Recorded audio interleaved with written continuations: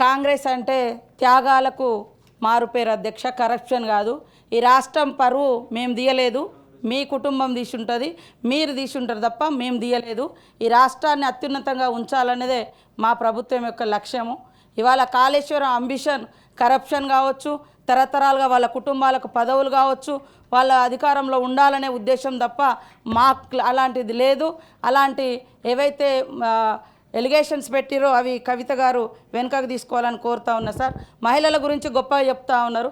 మొదటి 5 సంవత్సరాలలో కనీసం మహిళలకు మంత్రివర్గంలో పదవులే ఇవ్వలేదు. అభయాస్తం కష్టపడి మహిళలు 500 జమ చేసుకున్న 1800 కోట్లు కూడా మీ ప్రభుత్వం వచ్చినాక అవి మొత్తం వాడుకొని వాళ్ళను ఎగ్గొట్టినటువంటి పరిస్థితి. పావుల వడ్డీ కూడా మీరు ఇవ్వలేదు, ఎగ్గొట్టిపోయారు. ఈరోజు మేము చేస్తూ ఉంటే ఏం చేయడం లేదు, ఏం చేయలేదని మాట్లాడుతున్నారు. అదేవిధంగా ఇరిగేషన్కు తగ్గించారు అంటున్నారు. నీళ్లు మొత్తం మీరున్నప్పుడే కాలువలై పారుతున్నాయని అన్నారు. ఇంకా ఇరిగేషన్ ఎక్కడ మొత్తం మీరు కట్టినాం, మేము కాలువలలో నీళ్ళు ఇచ్చినాం, ఇప్పుడు కన్నీళ్ళు గారుస్తున్నారు అనడం ఎంతవరకు తప్పు, ఎంతవరకు కరెక్టు? మీరు అన్నారు కదా మొత్తం కాలువలలో నీళ్ళు మీరు దవ్వుతాయి, కాలువలు దవ్వుతాయి, మేమేమన్నా మూసేసినామా సార్? కాలువలు ఏమన్నా మూసేసినామా? అట్లనే కరప్షన్ అంటున్నారు. కరప్షన్ మీ డిఎన్ఏలో ఉంది, మీ పార్టీలో ఉంది.